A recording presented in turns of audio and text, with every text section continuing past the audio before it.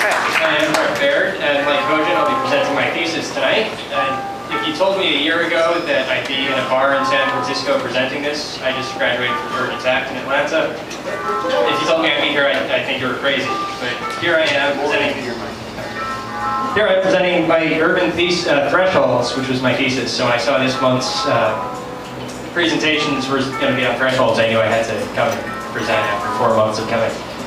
So the site is in New Orleans, and right there is I-10. The little red is my building. It takes a 90 I-10, swings around past Superdome right there.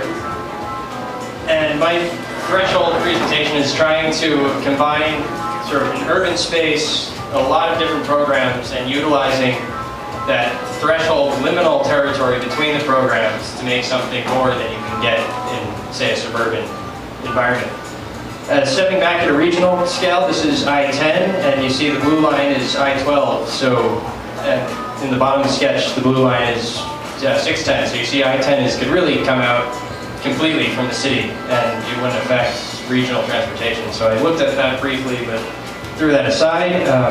Here's a diagram of the 5 and 10 minute walking radius. To get from my site to the Superdome is about the same time as it would take to get from Union Square to the Civic Center.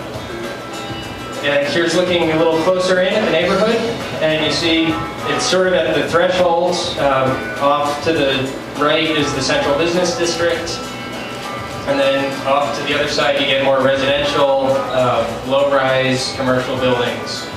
And down to the bottom there's the medical school from LSU and Tulane. Here's the existing conditions. It's an abandoned motel that burned down a week before I took these pictures. You can actually see in the top photo off on the side, one of the cleanup crews still hosing down. So it was definitely in need of redevelopment. Look at some of my precedent work. You have, Scarpa is in the top, the title there got cut off, but that is a museum in Venice, and that front area floods during high tide. You also have relationships between layers in Escher's work, and I don't have enough time to talk about the layers theme, but Ted Smith and others from Southern California here is working with sort of multi-family housing where the common space is shared in the kitchen in the middle, and you have private bedrooms from non-related people. And now we get into building components and looking at the layers and thresholds, going from sort of the street to that inner walkway area where you can have outdoor seating, and then into the interior. You also have layers of nature in the sort of simulacra of the metal banisters and handrails, and then the plants representing nature. Looking at building, sort of the building on the site and how it relates to the neighborhood. The one non-threshold, the antithesis of the threshold, is a barrier.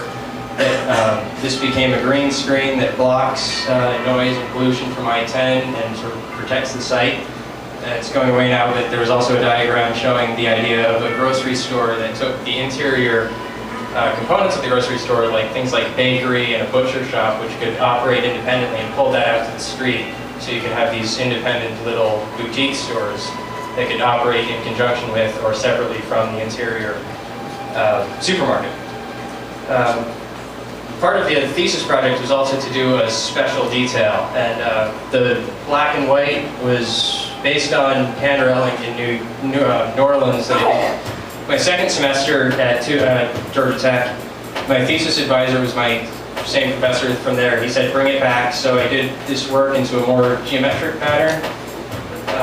The color diagrams came out of that larger geometric, and I started playing around with curves, and it became this shading device that covered the courtyard. You can see the bottom is staying away now. So yeah, it became a screen to block the sun and get natural shading into the lower areas, and the same patterns developed into the units. Like I said, it was a mixed-use residential project, so you'll see how those residential buildings fit into the overall thing here, but here's the development of 2 units sitting together.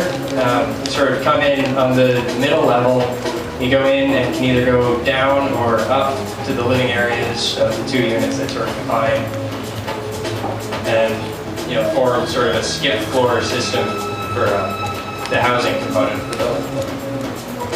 Here we go. You see the whole project come together here. One thing I hadn't mentioned was that in this sort of interstitial liminal territory between the ground floor grocery store and the housing units above, you have parking, and the other major component was a recreational center, which had sort of a swimming pool, which you'll see right there. Yeah, sort of half-size basketball courts and racquetball courts and everything, using that sort of liminal threshold condition. There you can see the grocery store and all the little independent shops and the restaurant, cafes, and everything lining the streets. Break it up program-wise. All the colors represent the space beneath the I-10 sort of becoming a market that feeds over and crosses Claiborne Avenue. Feeds into the grocery store. Here's you have parking that kind of cuts through the grocery. That recreational center, the housing above. Here we have this nice architectural shots. You might remember this is a developed version of the earlier shot we saw with that shading pattern. Now it's a green living wall that blocks the noise and pollution of I-10 from the interior courtyard space of the building. And every architectural presentation has to have a couple of nice perspective views. These are from Tulane Avenue. I-10 is hidden in this view, so you can see that how the market relates. And there it is. That's my thesis. Congratulations for finishing your thesis. Not everybody does. That was awesome.